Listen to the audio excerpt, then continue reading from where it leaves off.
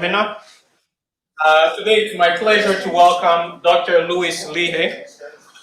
He's an assistant professor in the Transportation Systems Group in Civil and Urban Engineering at the University of Illinois, Urbana-Champaign. His research focuses on the economics and measurement of travels in cities. He holds a Master's of Arts in Transport Economics from the University of Leeds and MS and PhD degrees in Civil Engineering from UC Berkeley. He serves as well on the Economics and Finance Committee at TRB.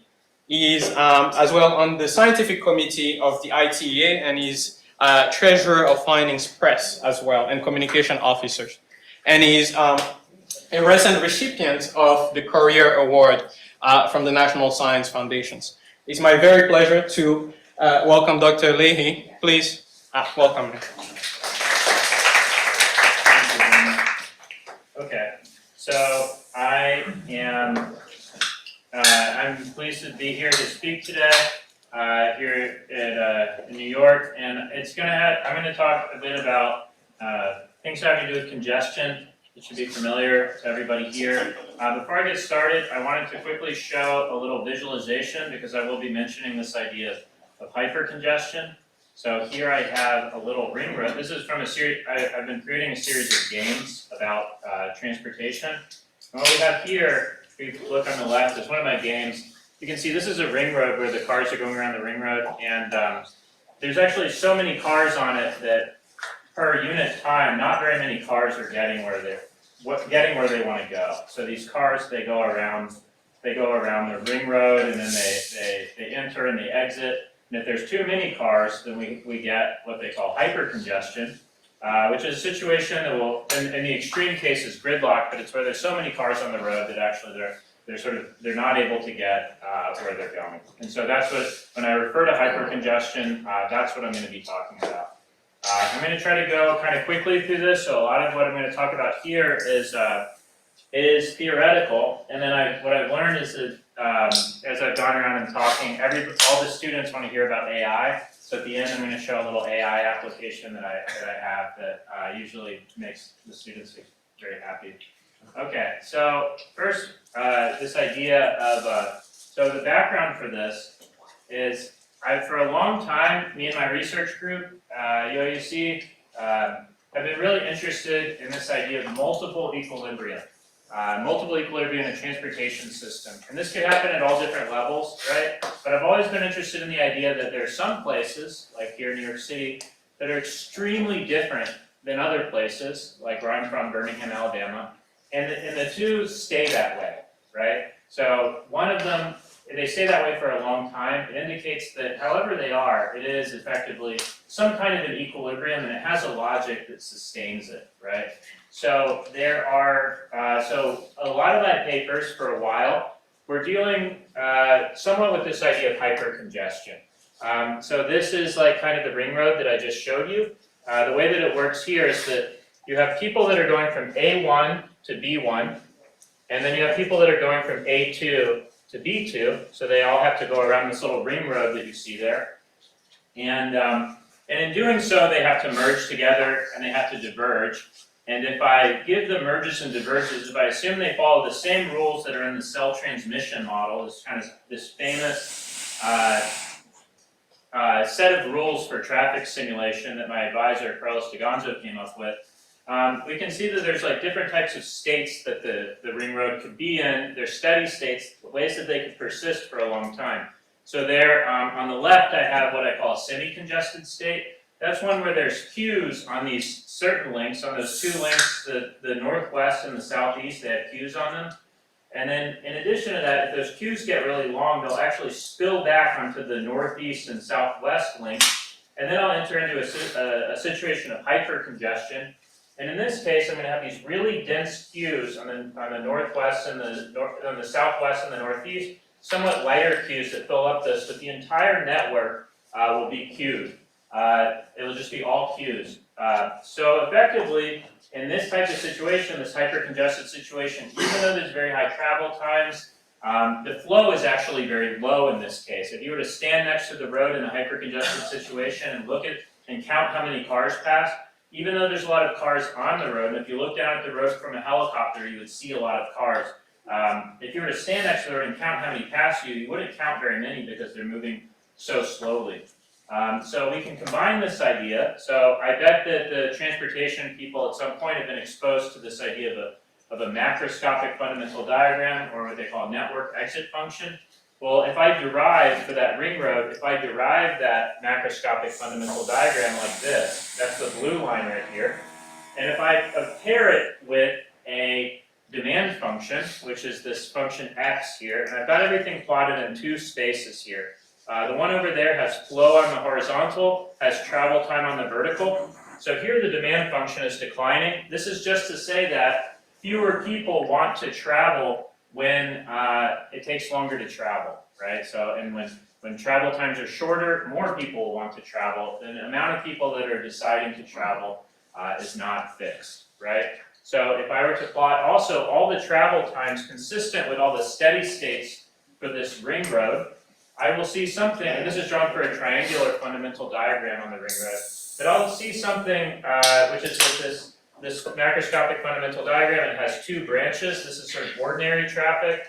These are semi-congested states, and then the last part of this branch, which is the right-hand side of this one, or the top side of this one, that has very high travel times, but actually pretty low flows. That's the hyper-congested one. So the right branch of this hyper-congested branch, consists of a bunch of steady states that look like this, where the whole road is queued. So if I pair that physical relationship of the MSD with some sort of elastic demand, which is coming from this demand function, because this declines, actually they can intersect any number of times. And in this example that I've got shown here, there are 3 intersections, and those intersections are equilibria. So I could have multiple equilibria. I could have, in this case, I can have a semi-congested equilibrium, or I can have 2 hyper-congested equilibria.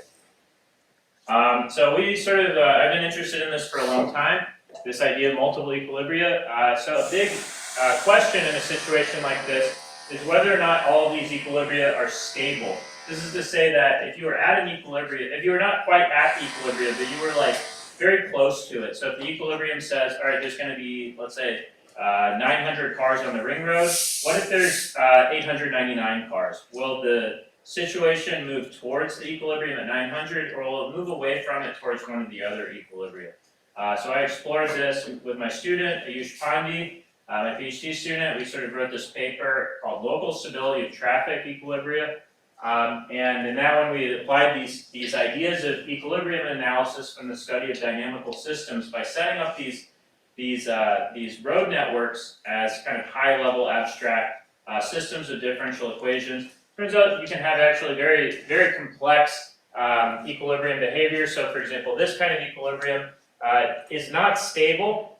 This is the equilibrium in 3 spaces, but actually, if you draw trajectories of the system near it, it creates these very beautiful limit cycles. So here, if you're not quite at the equilibrium, you'll never go towards it, but also the system state will just tend to move away from it towards a sort of an orbit that circles around it. So the system will never stay still, but also never get very far away from an equilibrium. So in other words, with these multiple equilibria, you can actually come up with systems that have this very exotic behaviors. Another one that you can have in certain circumstances would be chaos.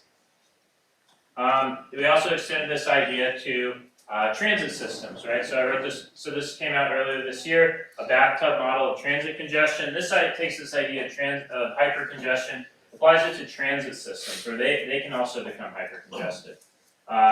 But hypercongestion is not the only source of multiple equilibria in a system.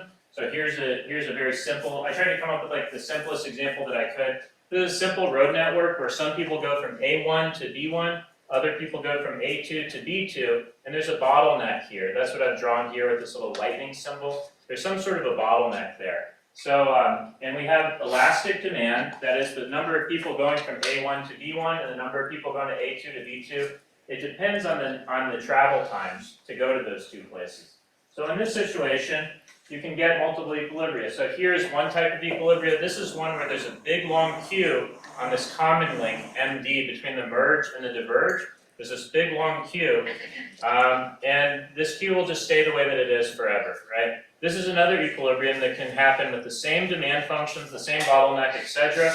In this type of equilibrium, there's a queue on this approach from A1, but there's no queue on the common link. So what happens here is that these people that are coming from A2, they effectively use up all the capacity of the road. And they keep these people from merging into the common link. So demand is very high coming from A2. It's so high that the people from A1 can't merge fast enough to actually create a queue directly at this bottleneck on this common link MD. So either of these two situations could arise from the same circumstances. That's very interesting to me.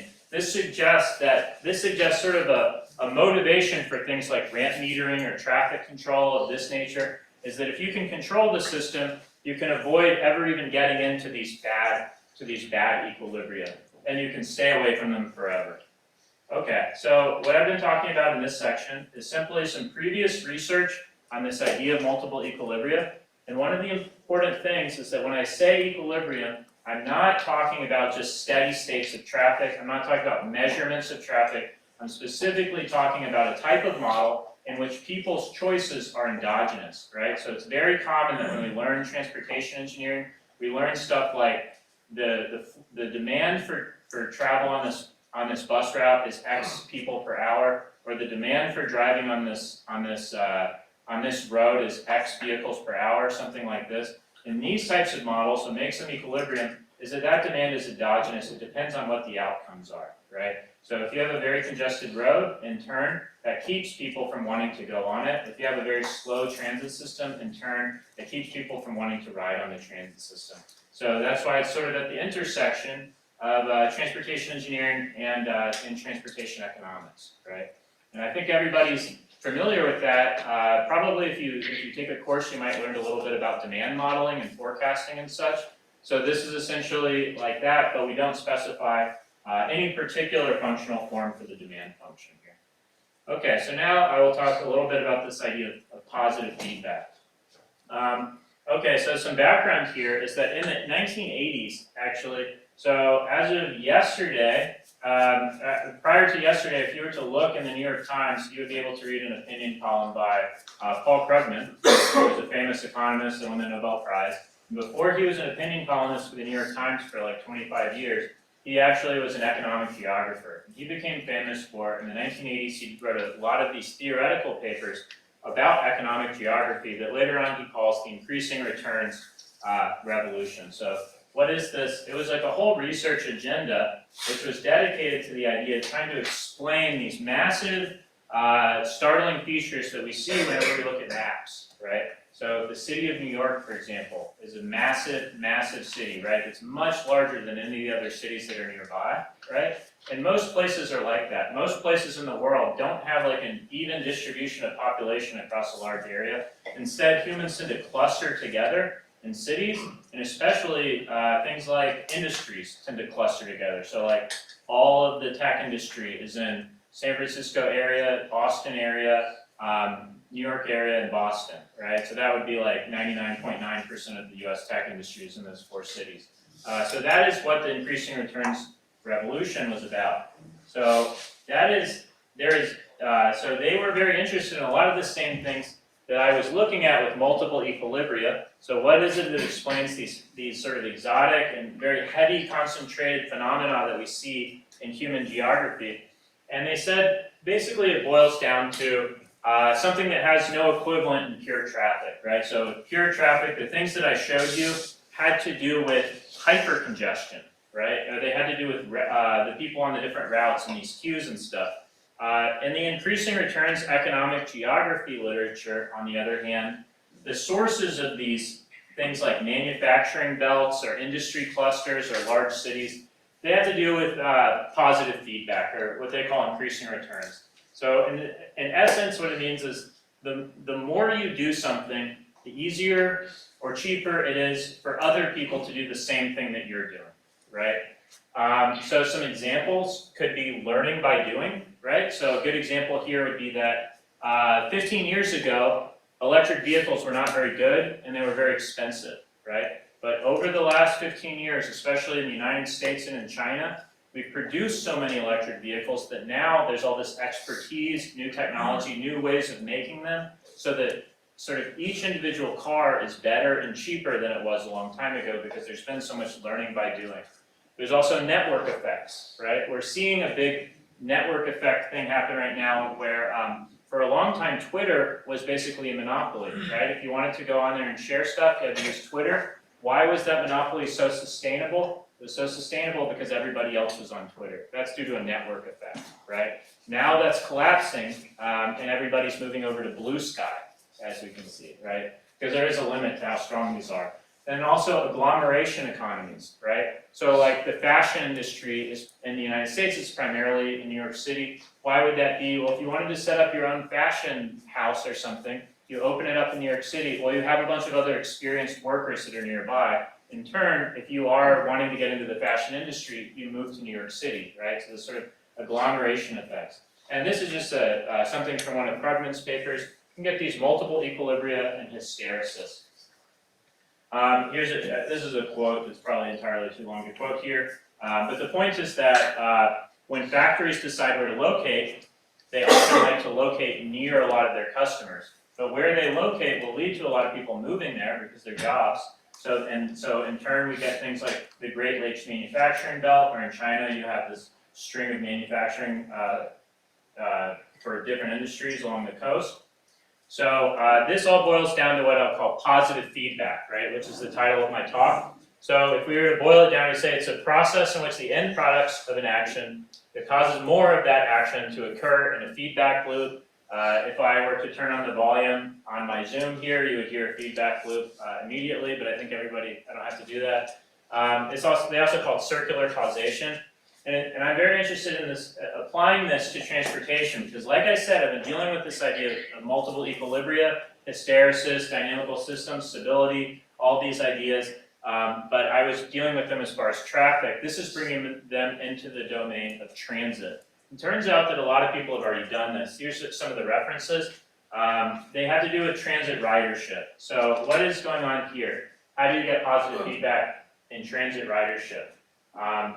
So they mainly derive positive feedback in transit ridership from what I'm going to call the economies of scale mechanism. And this mechanism has two premises. The first one is that the quality of transit service rises with its ridership. And the second one is that the ridership rises with the quality of transit service. So number two, I think, is just sort of straightforward. If a service is better, if it's more frequent, if it's going faster, if it has larger capacity, whatever, then more people will ride it, right? So this is just to say that demand is endogenous. Number one is like a little bit, requires some more justification. This is this idea the quality of transit service rises with ridership. So can anybody think of why that might be? Why is it that the quality of a transit service would be better in places that have higher ridership, right? Fare box recovery ratio is better, right? So what does that lead to? So if the fare box recovery ratio is better, maybe it means they can afford to run more frequent service, right?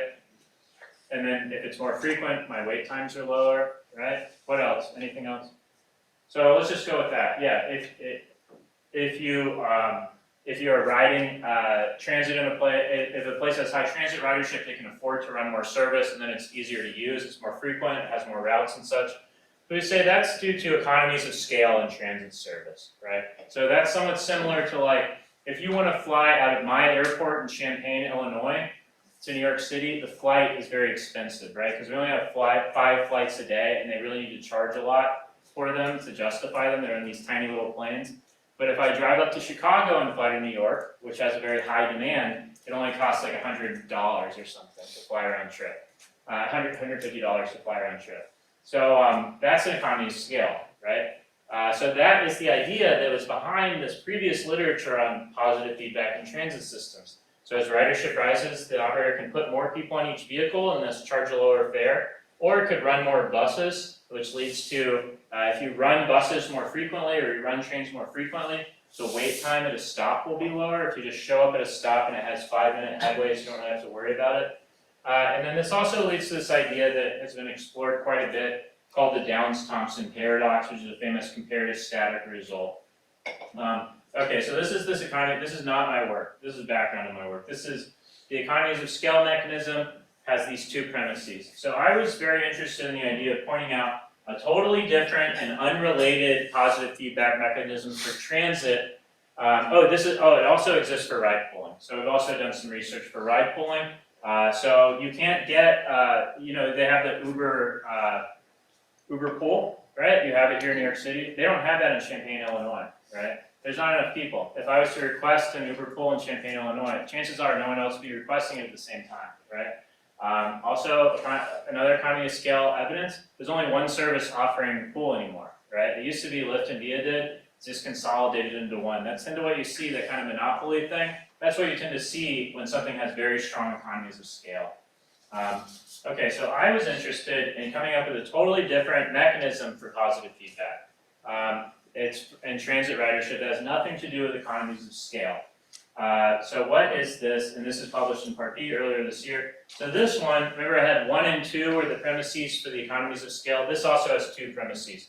Here, A is I think the obvious one. A driving trip increases congestion more than a transit trip, right? So if I step onto a bus, it's probably increasing congestion less than if I take an Uber to get where I'm going, right? Or drive. The other one is that an increase in congestion causes some people to switch from transit to driving, right? So this is the tenuous one, right? This requires justification. So I say that in order for B to be true, so it obviously won't be true everywhere, why would worsening congestion cause people to switch from transit to driving, right? Well, there must be something special about the situation that I call a differential penalty. There must be some reason why congestion penalizes a transit mode, right? So will this apply to subways? No, it definitely won't apply to subways. This will only wind up applying to surface transit modes, right? Modes that interact with congestion. So that would be, buses, perhaps streetcars, or light rail if it has to stop at intersections that get blocked. So only going to happen to surface transit, so it's not a universal phenomenon. We also need some sort of a model, some reason why does congestion penalize transit. So when we do this, so I set up a very simple model. This is an economic model. It's just totally abstract. It has just like enough detail to tell a good story, but it doesn't take everything into account. So in my model, you're supposed to imagine a totally isotropic, totally homogeneous bus route has these properties. U is the unit travel time, or the inverse of speed. So a higher U means slower speed, or a higher U is more congestion. So as units of minutes per kilometer. B is the fleet size of the buses. Mu plus eta, I think that's that one, minutes per kilometer is the bus unit travel time. So the bus moves at whatever the car does, plus additively a little bit more because of the stops, or maybe it doesn't zoom through the red lights or something. So the bus is slower than the car. And then R, kilometers, is the route length. So given all that, that means that the bus headway is R times mu plus eta over B, right? So R times mu plus eta is the time required for one bus to go around the route once. So that means that the steady state headway is R times mu plus eta over B. Okay, so that's the headway of the buses, right? So then I just had the units from the previous one. So now we consider the passengers. So the passengers have an average trip length of L. So that means that we can make a function. We can write the car travel time, TCU, as a function. This is supposed to be a little L. LU is the car travel time. And then we also have the bus wait time. So the bus wait time, if people show up at the stops, will be half of the headway, right? Then we have the bus travel time, which is the in-vehicle time of the bus. Here it's L times U plus eta, plus the bus wait time, which is W. And then finally we have what we call the bus penalty, which is rho B. And that is just, the bus penalty is how much extra time does it take to ride on the bus versus taking a car, right? So that's just going to be TB minus TC. And so the bus penalty works out to be the wait time plus this L eta, right? These things sort of cancel out. So your bus penalty is your wait time plus any time that you spend at stops, right? So here's the big thing, the differential penalty. If I differentiate rho b, if I differentiate that penalty with respect to u, the unit travel time, I get this number r over 2b, which is positive. That means that as congestion gets worse, this is a partial derivative, I'm holding the number of buses constant. There's a fixed number of buses on this route. If there's a fixed number of buses going on this route and congestion gets worse, it takes longer for each individual bus to go around the route, right? So therefore, the headway is larger, right? So as congestion gets worse for a given number of buses, the headway at a stop gets worse, and therefore your wait time gets worse, right? So the higher the headways, the longer the wait times on average. You might expand it to say the higher the headways, just the more inconvenient it is, right? But we'll just go with the idea of a wait time. So that's a partial derivative, so then let's move on. So that is my differential penalty. That's like sort of at the core of this model. So like as an example, if you ride a bus in Manhattan, it goes very slow, right? So we have on the Champaign-Urbana campus, we have like a few dozen buses, right? But they provide very, very frequent headways, like 10 minutes, right? To provide the same headways on a route in Manhattan would take many, many more buses, right? Because they go so slowly. Because our buses have no congestion, they just kind of go around our campus. Okay, so now we want to bring it, so we have this idea of a differential penalty. We want to see what happens when the demand is endogenous. So I just have two more variables here, XC and XB. XC is the number of people driving, XB is the number of people riding on the bus. So these are endogenous, so they come from these demand functions. The demand functions are written with two arguments. First, XB is a function of the travel time of bus. It's also a function of the penalty, of the bus penalty, right? So when someone's thinking about riding on the bus, they look at what's the travel time of bus, and they compare it to the car travel time. Likewise, the people that are considering driving, they look at the travel time of car, TC, and they also look at the bus penalty, right? So these two functions, so they're going to decline in their first argument, so the higher the travel time of bus, the fewer people ride bus, and so on. And with the penalties are going to be symmetric. It means that as the bus penalty rho b goes up, people will switch from bus to car, right? And that's a partial derivative, right? So if you can just imagine the travel time staying constant, but the bus penalty getting worse, it's like buses somehow relatively getting worse than cars somehow, that means that people will switch from bus to car. And we'll say that for right now, the fleet size B is just fixed at this B bar number. Okay, so here's the interesting thing. Car demand can rise with U. So here's I make this function, I make this reduced form function, chi c, where I just plug in U to here, right? So what I do is I take this reduced form function and I take the derivative of that with respect to U.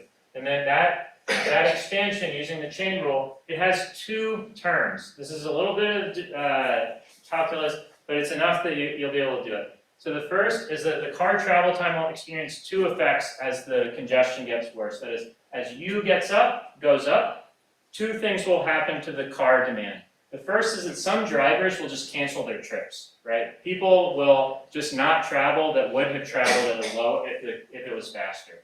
That's the first term. This term is negative.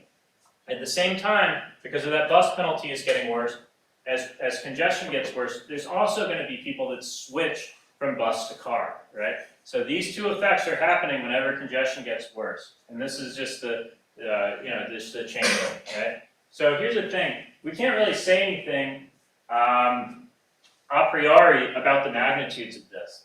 That is, it's possible that this term is bigger than this term, right? It would be more likely if we considered, if our model was only a model of commute trips, which is very inelastic, right? So if the trips are extremely inelastic, this is going to be a small term. So this derivative overall will be dominated by the second positive term. So in that case, it's plausible. This little story that I've told presents, as simple as it is, it kind of presents a plausible mechanism. If you think about it, it kind of makes sense that it is possible that as congestion gets worse, the demand for car trips could rise because of people switching from bus because the bus keeps getting worse, right? Okay, so then let's go ahead and let's incorporate this into a whole equilibrium. Look at this, the one on the right first. So the one on the right, what I see is I'm plotting the function that is sort of this is basically the function chi-c that we saw. I just call it du here, but anyway, it can, as congestion gets worse, that is, as u increases, because this function can decline or it can increase, right? So as congestion gets worse, this is a demand curve, and it can bend forwards and backwards. It can have backward bending parts. In a normal transportation economics type take, you would just have a declining demand function, and that's what we saw at the beginning of my slides about hypercongestion. Declining demand function would just be like the worse traffic is, the fewer people want to drive.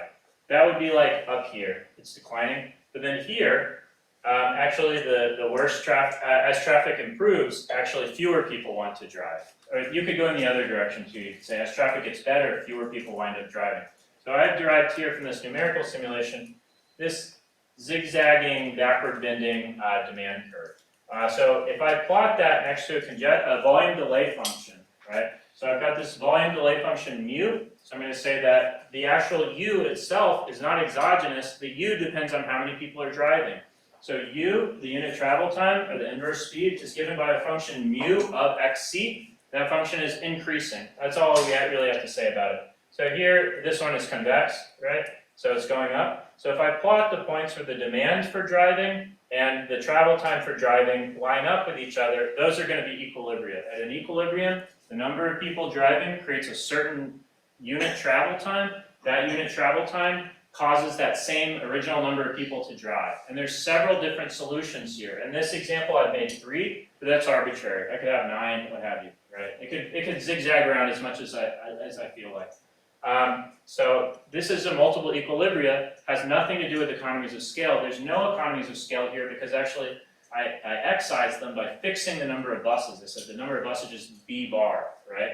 But I have these equilibria. So what is the, oh yeah, I also brought in the second one. This is to distinguish, because people get confused about this. There's actually more, this equilibria E naught, there's actually more people traveling overall. So this is the number of car travelers. It's very low at E naught, but the number of bus travelers is extremely high at this. So the dashed line and the dotted line, the dashed line is the bus ridership, and the dotted line is the number of people driving. And actually, this one has way more people traveling overall. And E2, even though it has extremely high traffic at E2, has very congested, there's a lot of people driving on the road, has the fewest number of people traveling overall because the travel times are worse for car and they're worse for bus, actually. So this would be kind of like the worst possible situation. This is like the best possible situation. And I want to emphasize that either of these situations would just sustain. They're both equilibria, right? And there's a middle one too, that's E1. Okay, so let's go back to stability. I showed you that cool limit cycle here. The stability for this model is very simple. This is a simple example for you. I'm going to say that the rate of people driving on car, the partial derivative with respect to time, the time derivative, is equal to the current value, is equal to what the demand function predicts minus the current value. If I sort of differentiate that, I need it to be negative, and it will be negative in order to be stable. If you've studied dynamical systems, that's equivalent to the eigenvalues of the autonomous system being negative. It will be stable only at these two. It will be stable, you can visually identify stability. If the demand curve crosses from out to this region out to that region in, it will be stable. So E naught and E2 are stable, but E1 is unstable in this case. So in other words, it's sort of a mathematical curiosity. It would not actually happen. That's one way you could interpret it. So the ones that you would be concerned with are the E2, the bad one, and E naught, the good one. And then the other thing you can look at that's pretty cool is comparative statics. So there's some counterintuitive results here. So I'm going to look at the comparative statics here. What I mean by that is I'm going to modify something exogenous in the model. I'm going to say that function mu, it also depends on a parameter called zeta, which kind of indicates how good the infrastructure is. It might indicate like how good is the traffic signal timing on this road, or what is the capacity of this road. So the higher that zeta is, so as zeta goes up, it will shift my volume delay function downwards. So I'm going to model a road improvement. Here's a discrete increase. So the equilibrium E2, if I improve the roads, the final equilibrium has increased driving, just like you would, right? So if I expand the capacity of the road, I have some induced demand, more people end up driving. But down at this equilibrium E naught, actually, it would be peculiar if you saw it, but you would improve the road, and it would help the buses so much that actually the buses actually benefit from the road improvement more than the cars do, because they save in vehicle time, but they also save on headways. So actually, this one results in less driving at this E naught, which is a peculiar possibility. And you can kind of tell by the slopes which one it'll be. In addition, in the paper, I won't go into it because it's very complex, complicated. It has more notation. But we say, what if we have these economies of scale, and we also have that congested mode switching? So what if B is not given, but B is actually given by a function beta of xt? So it's not exogenous. What if B, the fleet size of the buses, depends on the number of people that ride it? So that wait time falls with ridership. And in this case, I'll just show it visually. This is the demand curve, and now not only bends backwards, but it also can kind of go up and down, has these multiple branches, and you can get many, many more equilibria when you incorporate two mechanisms of positive feedback, right? And in this case, one of the things to emphasize here is that there's this idea of amplification when you have positive feedback. So an improvement like a road improvement, or timing the traffic signals better, or investing more in the bus system or something, because of this positive feedback, you're not just going to be able to look at the first order impacts of it. The positive feedback will sort of amplify it. Just like if I were to turn my microphone on and I were to clap, my initial clap might be pretty quiet, but after like 30 seconds it would be pretty loud, right? So in the same way, now we have sort of double amplification from the two mechanisms. And that is mostly what I wanted to say about this positive feedback. And then I also wanted to show you all a little bit about some of my groups. I have 10 minutes left? Okay. So I wanted to show a little bit about my group's work on AI that I thought that people might be interested in. So if we go here, so I was trying to show this to Dr. Chow earlier, and actually my student had implemented a moderation feature so that for some reason I can't tell it, show me a map. It thinks that that's obscene for some reason. But I did ask some other questions, such as, so this is a chatbot that I can just ask it various questions about a transit system. So I said earlier, what's the shortest route in the SFMTA? And it identified it as the California Street cable car. I said, can I see a map of that? And it showed me a map of that for San Francisco. I said, can I see a map of all the stops on Market Street? It came up, it did the map of all the stops on Market Street. You could ask it other questions like, which bus routes run on Sundays? Right, you could ask it that. We'll take a second. So this is a chatbot that we created, and so you can just ask it various questions about the way a transit system works. So this works, this has a pretty interesting architecture that I wanted to share with you because I know a lot of grad students are working with LLMs. And I think this architecture is a little different than the way that people are normally using, sorry, let me refresh. It's a little bit different than the way that people are normally using LLMs. Let me ask that.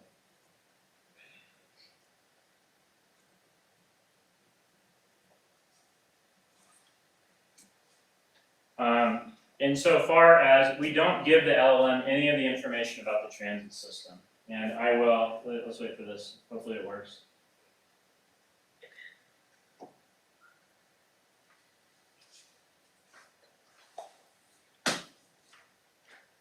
That's not right. Okay, there's something wrong with it right now. I think my student's working on it. Anyway, I will show you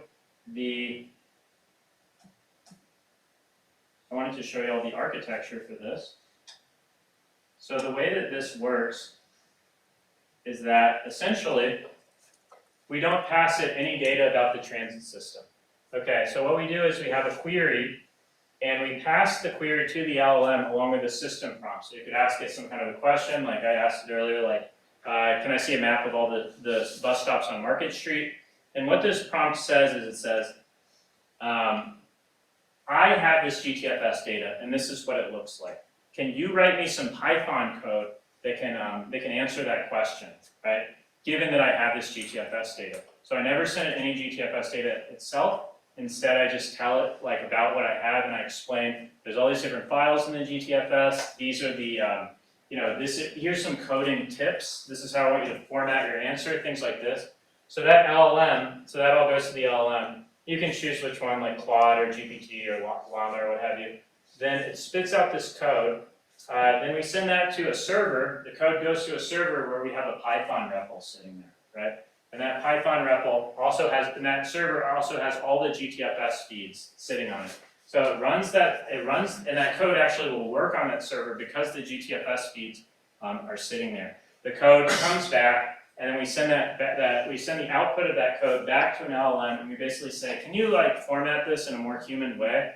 And it does that, and that's sort of what comes back in the chatbot, right? So I think that that's a really promising. I would encourage people to think about that type of architecture for whatever data you're working on, because in transportation, actually, we sort of work in a field that has a lot of different, very standardized data sets that are also very large, probably too large to pass to LLMs, but that are consistently rendered, things like crash data or loop detector data or things like that. So if you want to set up something to query it, don't try to pass all the data to an LLM. Even if it can take it, it probably will be too dumb to say anything about it. But LLMs are extremely good at programming, so they can, if you explain what you want them to do, they can write you Python code that does it. This is just some examples. This is a paper that will be coming out that kind of explains exactly what kind of tips we give. At the same time, there are some perils to this. So for example, if there's an error in the GTFS data, so like this is Gainesville, they didn't enter it correctly, it won't give correct answers. There's also challenges such as sometimes when we have people test it out, they're a little bit vague. And the last thing that I wanted to show y'all is, just as a demo, is that here in New York City, parking is a very big deal. And many, many cities in the United States right now are relaxing these rules called minimum parking requirements, right? Which require people to build parking. And then just this week, actually, your city council, does anybody know the name of this legislation that was passed? City of Yes. Yeah, City of Yes. Yeah, it relaxed parking requirements in a lot of your cities. So I've been following it. Actually, this is so much news that if you just go to Google News on any day and you type in minimum parking requirements, there will be a bunch of recent hits of cities that are changing their policies. So I was following these, and as I noticed that these parking debates, they tended to have these maps. The council members tended to show each other these maps or debate about these maps. I said, where are these maps coming from? And it turned out they were created by this group called Parking Reform Network that draws them by hand, right? So this is Atlanta, and people love seeing these maps. I would actually, whenever I found a map, I would go and I would search, and I'd find that the local news would show the maps on their news. So I talked to those people, they said, we're creating them by hand. I said, I bet we can have an AI do that. So we did some semantic segmentation. We trained a huge data set. We enhanced this data set with infrared imagery that makes plants stand out, which helps because parking lots are surrounded by plants. And we wound up creating this deep learning model that can approximately, it keeps getting better, we're still training it, but approximately identifies all of the surface parking in a given area. So what we want to do is we want to measure all the parking in the United States. And this is actually Gainesville, Florida, and this is a part of Portland, Oregon. You can see here that it's really impressive. This is a ground truth. This is something that we drew by hand. And then this is a prediction. It gets very close to the actual polygons or boundaries that surround all of the parking. So I'm hoping that we can use this deep learning in order to be able to answer all these questions, like how much parking there is, because actually we really don't know. Okay, with that, I will wrap it up. Thank you. I'll take questions.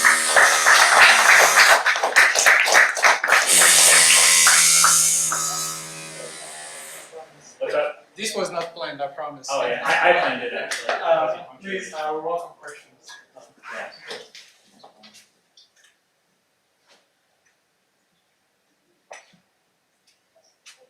I'm just curious about the deep learning parking, surface parking model. So what kind of input?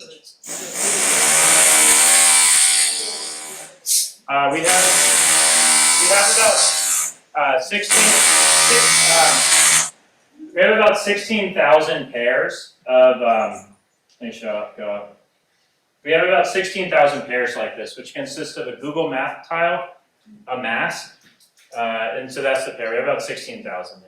Yeah. Okay. So mainly using the images. Are you using any of like built environment information Yes. besides the images? Yeah. So we also use the Microsoft Building Footprint. So here's an example where it helped.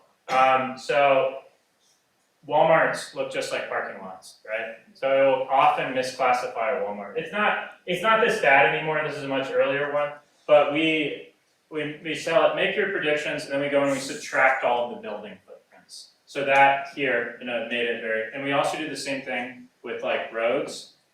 We have all the locations of all the roads. So sometimes if a parking lot runs right up against the road, it's gonna believe the road is part of the parking lot. But so we subtract all the roads, things like that. Yeah. Sometimes there is a buildings just for parking. Can you detect that? It's already known. So on OpenStreetMaps, actually they already have sort of correctly, as far as we could tell, correctly entered all of the garages. What's unknown is just like, if you go to New Jersey and you go to Walgreens, how much parking is there at that Walgreens? Like, that's what's not known. Right? Just a random Target or whatever, a little surface parking lot at Target. Nobody really knows what's the boundary of that. Yeah. And that's what the point is here. Yeah. So I have a question about the theoretical stuff. So, Yeah. what are like the implications of these multiple equilibria? So like, as you were talking, you were Yeah. alluding to things like, if you repave a road, that's gonna induce Sure. more driving. Very I don't know if yeah. you've seen any of the stuff about IIJA, how a lot of the money has gone towards repaving roads, which is inducing more driving, sort of Yeah. antithetical to some of the sort of larger policy sort of goals. Are you engaged in any of that kind of stuff, or trying to translate some of this into, do this, do that, any like normative output? The way I think of it, so that compared to static result is sort of an oddity that can happen, and I doubt it would actually happen. It's just sort of like there to demonstrate how strange the world of positive feedback can be, right? I doubt that would really happen. What matters more is the idea of multiple equilibria, I think, in terms of long-term planning. So I think about these cities that are developing extremely quickly in a lot of countries, and not so much in the United States. I feel like we're basically done here. But cities that are developing very quickly can kind of go down two paths, right? So like in one of the paths, for example, maybe it's very common for people to take small buses or vans everywhere, right? And the traffic is somewhat light, and it's mainly composed of these small buses going around and such.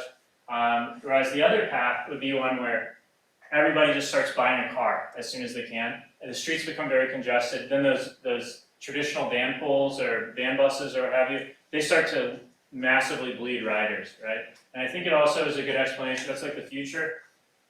Also an explanation of the past, right? So I thought of this because I was reading about the history of streetcars, and everybody tells the story of the collapse of streetcars, mainly in terms of competition from the automobile undermining their economies of scale, right? So as more and more people are able to buy automobiles, they lose riders, and then they can't maintain their capital, their plants and such. But I think another part of the story, if you look, is the cars blocked the streetcars. Streetcars are especially sensitive to a differential penalty because they can't go around cars, right? So that was both, it was actually both happening at the same time. So I think it also provides like a good explanation of something in the past of like how a systematic way of thinking about how the streetcars fell apart. As people switched from cars, yes, they lost some economies of scale, but also they became worse. They became bogged down and slow, which caused more people to switch over to cars and so on and so forth. And then the last thing I think about is that like here in the United States, we do face a similar choice of equilibria in thinking about autonomous vehicles in a very long-range way. It's like, do we want our autonomous vehicle future to be one where there's just empty autonomous vehicles circulating everywhere, or everybody's going to work and back in their autonomous vehicle? Or do we want it to be more like what Uber Pool was supposed to be, where there would be like fleets of autonomous vehicles coming and getting us, right? So if it's the former, I mean, if it winds up being like the former, you're not going to be able to switch over to shared ones, right? Because shared autonomous vehicles involve detours, or shared pools. Trips involve detours because you're circulating around. So as traffic gets worse, the penalty to taking a pooled mode gets worse, right? So they become impractical, right? So you're gonna go down one path or the other, and you're probably gonna stay that way, unless you proactively implement some policies that would tend to nudge you to go to one future or the other. I'm not very confident in the idea of going from one to the other once you're in it. Yeah. So in terms of the mathematical model to explain why people might choose the car, that's a counterintuitive. Does this model have any sort of like real life scalability, or as a good example to show that there's a need for fixed guideway transit in congested corridors? So the demand function in the paper is generic, right? So it just has properties. So basically, the simulations that I have, they're just it's just a trinomial logit model where I can choose not to travel by car, to travel by bus, right? So all I did was give it the property that as travel time of driving goes up, fewer people do it, and likewise for bus. So any demand model you could come up with that has like a negative coefficient on the utility of travel time, which would be like any of them, would display this property. Yeah. But as for would it be a good case for fixed guideway transit or maybe protected lanes or something? I guess in a qualitative way, yeah. Because if you have bus lanes, you don't have the susceptibility to the differential penalty. Worsening congestion would actually make people switch into the buses because they wouldn't face it, as long as they're able to go through the intersections also. Yes. Yeah, I want to share a story. Yeah. One day I arrived in my country airport, and I opened Uber app. I find very high demand. The price is tripled. Okay. Sure. And one of the taxi drivers or the Uber drivers, he said, actually, we as an Uber driver, we create Telegram group and we decide to reject all requested. So we create fake high demand situation. So sometimes even mathematical models doesn't work in real life scenarios. Yeah. Yeah. Because they banded together. Yeah. Yeah. That's interesting. So I thought of this actually when I was in New York City a few years ago, and I was going to this idea of congestive mode switching. I was going to the airport, and I had to, and at the time, it was like 2016 or something, at the time, Uber Pool was very good and very cheap, right? So I was like, all right, I'm gonna get an Uber Pool. And then my friend said, no, don't take an Uber Pool, it's rush hour, it will take forever. Get a regular Uber. So I chose the regular Uber. So then as I was in the Uber, I was thinking, I declined the pool, I chose the regular Uber because traffic was bad. But by doing that, I made the traffic a little bit worse, right? So that was congested mode switching, that was me. And then when I was reading about the streetcars, I was like, oh, it's a similar dynamic, yeah. So then here, I wanted to make a mathematical model, which as I said, yeah, like you point out, it doesn't capture all these things, but I said, it's not really a very tight description of reality, it's more of like the simplest story I could come up with that would exemplify this idea of congested mode switching is what I call this mechanism. Which the more I think about it, the more I see it, things like bus bunching, right? So bus bunching happens more often if there's high congestion, because the congestion is not as predictable and such. So the more that you think about it, the more that you realize the ways that buses or some shared, or I talked about detours in the Uber pools, the more you think about it, the more you can think of ways that a shared mode might be penalized from worse congestion. Yeah. Your model, does it assume that the frequency is fixed? Yeah, it's just sort of, oh no, it's not fixed because the frequency is endogenous to but for a given level of congestion, and a given fleet size, then the frequency would be fixed because it's like however long they take to go around and you have a certain number of buses, then in the paper itself, which I didn't go into, but the number of buses is endogenous, right? So in that case, you might have, for a given level of congestion, you might have a high demand equilibrium where the economies of scale supports a large fleet size.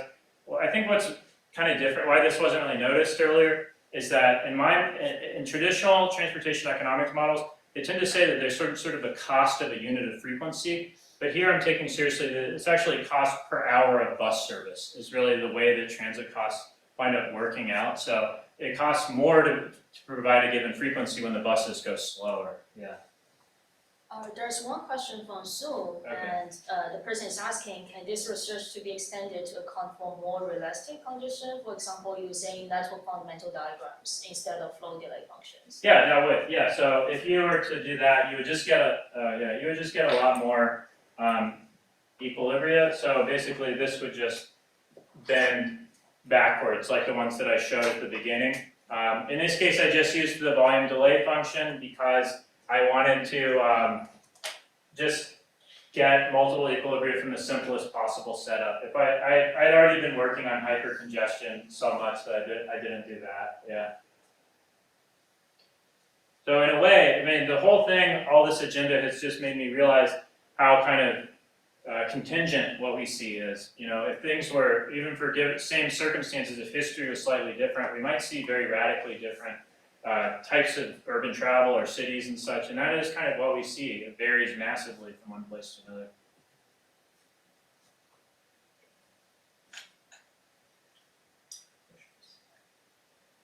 All right, thank you very much, Dr. Lehe.